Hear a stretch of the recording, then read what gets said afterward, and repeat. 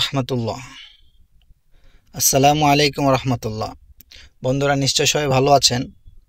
আজকে আমি চলে আসলাম মিরপুর 13 বিআরটিএতে আমার গাড়ির ফিটনেসের কাগজ করানোর জন্য।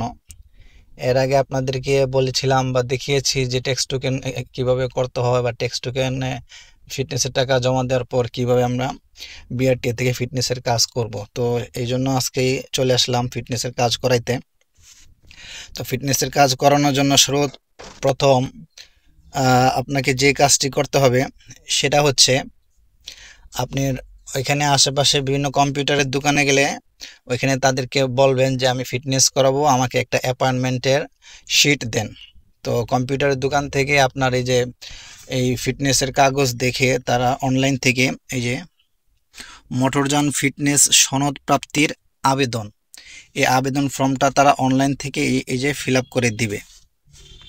অনলাইন থেকে ফিল আপ করে দেওয়ার পর আপনার কাছে জানতে চাবে যে আপনি গাড়িটা কবে ফিটনেস করাতে চান, আজকে অথবা কালকে বা কোন তারিখে আপনার জন্য সুবিধা হয়। সেই ডেট অনুযায়ী তারা কি করবে, একটা এই যে টাইম আপনাকে ফিক্সড করে দিবে। তো আমার এই যে মোটরযান পরিদর্শনের তারিখ 22/8/2024 সে ডেট দিয়ে দিছে। আমি ওই ডেটে আছি, আজকে এই ফিটনেস করাবো। আর এখানে দেন টাইম স্লট দিছে এই যে সকাল 9টা থেকে 10টা এবং সিরিয়াল নাম্বার হয়েছে 105।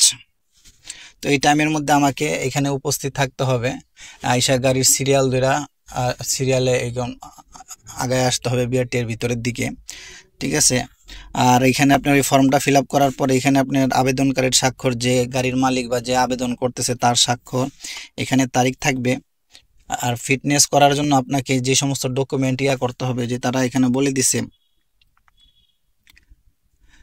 সংযুক্তি অর্থাৎ সর্বশেষ ফিটনেস সনদের মূল কপি, এই যে সর্বশেষ ফিটনেস সনদ এটার এই যে এটা হচ্ছে মূল কপি, এবং নির্ধারিত ফি জমা রসিদের বিআরটিএ কপি, অর্থাৎ আপনি ব্যাংকে যেই টাকা দিছেন ট্যাক্স টোকেন এবং হচ্ছে আপনার ফিটনেসের জন্য যে টাকা জমা দিছেন এটার যেই দুইটা কপি থাকে, একটা তো গ্রাহক কপি আর একটা হচ্ছে এই যে আমি সংযুক্তি করছি দেখেন এই যে BRTA money receipt BRTA copy.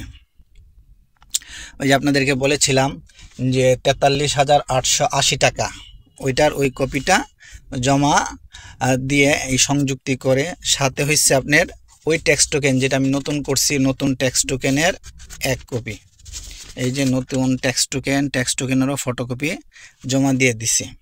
তো এই তিনটা জিনিস অর্থাৎ আপনার মূল কপি, তারপর হয়েছে আপনার রসিদের মেমো, বিআরটিএর মেমো আর হচ্ছে ট্যাক্স টোকেনের এই 3 কপি জমা দিলে আপনাকে তো ডেট দিয়ে দিব, ডেট অনুযায়ী আসবেন।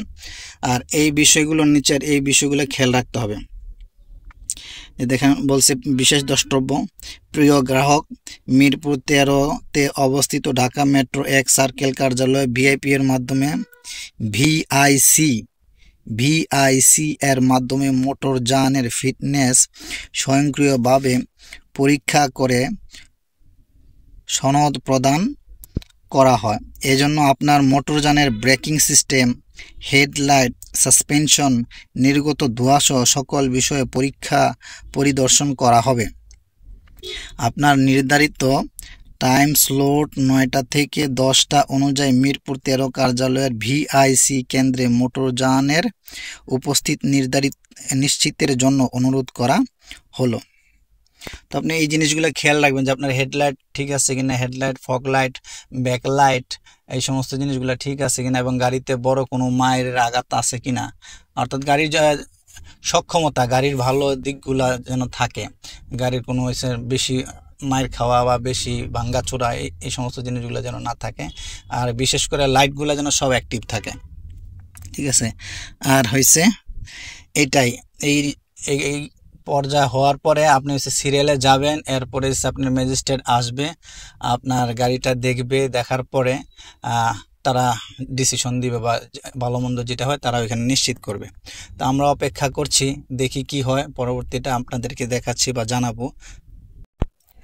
বন্ধুরা আমি সকাল 10টা বাজে এসে মিরপুর 14 নম্বর থেকে সিরিয়াল ধরি এবং বিকেল 4টার দিকে বিআরটি গেটের মধ্যে প্রবেশ করি।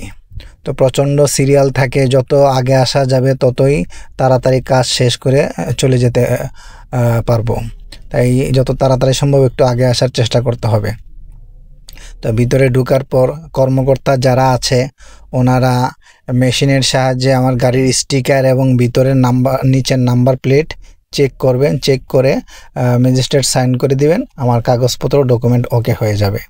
তারপর সেই ডকুমেন্ট নিয়ে আমি যেখানে জমা দেয় ওখানে জমা দিলেই কিছুক্ষণের মধ্যে আমাকে প্রিন্ট আউট করে সে আমাকে ফিটনেসের কাগজটা দিবে এবং আমাকে গাড়ির নাম্বার ধরে ডাকবে যে এত না, ঢাকা মেট্রো গ এত নাম্বার। তো আমারটা আমি বুঝে নিব, দেখে নিব, তাইলে ওকে হয়ে যাবে। এভাবেই একটি গাড়ির ফিটনেস প্রক্রিয়া সম্পাদন করতে হয়। বন্ধুরা, ভিডিওটি যদি আপনাদের উপকারে আসে তাহলে অবশ্যই একটি লাইক দিবেন এবং কোনো কিছু বুঝতে অসুবিধা হলে কমেন্ট করে জানাবেন। আপনারা সবাই ভালো থাকুন, সুস্থ থাকুন, নিরাপদ হোক আপনার আমার পথ চলা। আল্লাহ হাফেজ।